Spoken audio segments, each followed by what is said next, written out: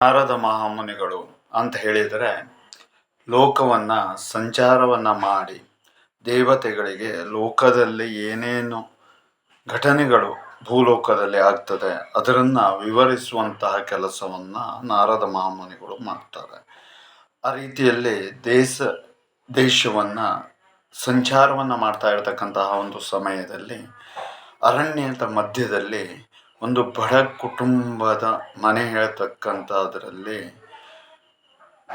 ವ್ಯಕ್ತಿಗಳು ವಾಸವಾಗಿರ್ತಾರೆ. ಅವರು ತುಂಬ ಬಡತನ ಜೀವನದಲ್ಲಿ ಇರ್ತಕ್ಕಂಥದ್ದು ಮತ್ತು ಅಷ್ಟೇ ಅಲ್ಲದೆ ಅವರಿಗೆ ಒಂದು ಸಂತಾನ ಫಲ ಹೇಳ್ತಕ್ಕಂಥದ್ದು ಹಾಗೆ ಆ ಮಗು ಹೇಳ್ತಕ್ಕಂಥದ್ದು ಬೆಳೆದು ದೊಡ್ಡಾದರೆ ಆತನಿಗೆ ಬುದ್ಧಿ ಹೇಳ್ತಕ್ಕಂಥದ್ದು ಏನೊಂದು 25 ವರ್ಷಕ್ಕೆ ಯಾವ ರೀತಿಯಾದಂಥ ಬುದ್ಧಿ ಬೆಳವಣಿಗೆ ಆಗಬೇಕೋ ಆ ರೀತಿಯಲ್ಲಿ ಆಗಿರುವುದಿಲ್ಲ.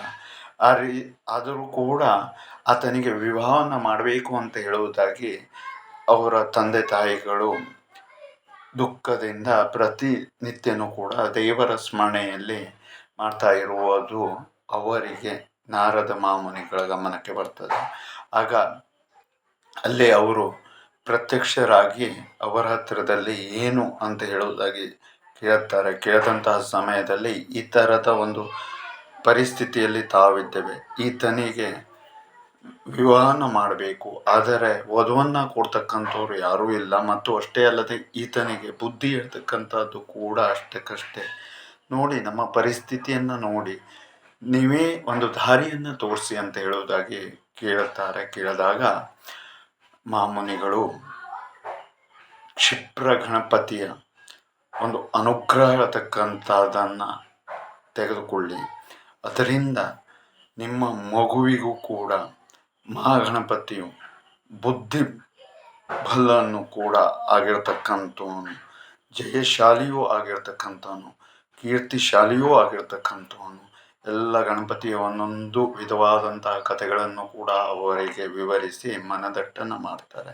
ಹಾಗಾದರೆ ಆ ಒಂದು ಪೂಜೆಯನ್ನು ಮಾಡ್ತಕ್ಕಂಥದ್ದು ಹೇಗೆ ಅಂತ ಹೇಳುವುದಾಗಿ ಪ್ರಶ್ನೆಯನ್ನು ಮಾಡ್ತಾರೆ. ಮಾಡಿದಂತಹ ಸಮಯದಲ್ಲಿ ನಾರದ ಮಹಾಮುನಿಗಳು ಹೇಳ್ತಾರೆ, ಈಗ ಸಮೀಪದಲ್ಲೇ ಇರತಕ್ಕಂಥದ್ದು ಚೌತಿ ಅಂತ ಹೇಳ್ತಕ್ಕಂಥದ್ದು, ಆ ಒಂದು ಚೌತಿಯ ದಿನದಂದು ಹುತ್ತದಿಂದ ಮಣ್ಣನ್ನು ತೆಗೆದುಕೊಂಡು ಬಂದು ನಿಮ್ಮ ಕಲ್ಪನಾ ಲೋಕದಲ್ಲಿ ಯಾವ ರೀತಿಯಲ್ಲಿ ಗಣಪತಿಯ ಒಂದು ವಿಗ್ರಹವನ್ನು ಮೆತ್ತಲಿಕ್ಕೆ ಸಾಧ್ಯವಾಗ್ತದೋ 6ರಿಂದ 8 ಇಂಚಿನ ತನಕದ್ದು ಆ ರೀತಿಯಲ್ಲಿ ಮಾಡಿ ಅದಕ್ಕೆ ದೂರ್ವೆ, ಅನಂತರದಲ್ಲಿ ಮೋದಕ, ಲಾಡು ಇತ್ಯಾದಿಗಳನ್ನು ನಿಮ್ಮ ಕೈಯಲ್ಲಿ ಎಷ್ಟು ಬಗೆಗಳಿಂದ ಆಗ್ತದೋ, ಒಂದು 21 ಬಗೆನ ಎಷ್ಟು ಸಾಧ್ಯವಾಗ್ತದೋ ಅಷ್ಟನ್ನು ಮಾಡಿ ವಿಶೇಷವಾಗಿ ಪೂಜೆಯನ್ನು ಮಾಡಿ ತದನಂತರದಲ್ಲಿ ವಿಸರ್ಜನೆಯನ್ನು ಮಾಡಿ ನಿಮಗೆ ಒಳಿತು ಉಂಟಾಗ್ತದೆ. ಬರುವ 1 ವರ್ಷದ ಒಳಗಾಗಿ ಫಲ ಹೇಳ್ತಕ್ಕಂತಹದ್ದು ಸಂಪೂರ್ಣವಾಗಿ ಸಿಗ್ತದೆ ಅಂತ ಹೇಳುವುದಾಗಿ ಮಾರ್ಗದರ್ಶನವನ್ನು ಕೊಡ್ತಾರೆ. ಅದೇ ರೀತಿಯಲ್ಲಿ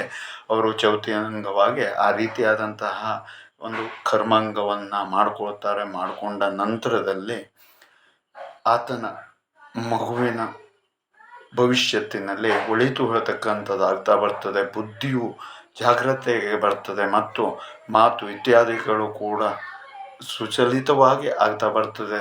ಅನಂತರದಲ್ಲಿ ಒಂದು ಉತ್ತಮವಾದಂತಹ ಮನೆತನದ ವಧುವಿನ ಸಂಗಡದಲ್ಲಿ ಆತನಿಗೆ ವಿವಾಹ ಆಗ್ತದೆ. ಆನಂತರದಲ್ಲಿ ಬರುವ ಚೌತಿಯಂದು ಅದೆಲ್ಲವೂ ಕೂಡ 1 ವರ್ಷದ ಒಳಗೆ ಆಗೋಗೋದ್ರಿಂದಾಗಿ ಬರುವ ಚೌತಿಯಂದು ವಿಶೇಷವಾಗಿ 108 ಬಗೆಯಿಂದ ಆ ರೀತಿಯಾದಂತಹ ಪೂಜೆಯನ್ನು ಮಾಡಿಕೊಳ್ತಾರೆ. ಇದಲ್ವ ಗಣಪತಿಯ ಲೀಲೆ ಅಂತ ಹೇಳಿದರೆ.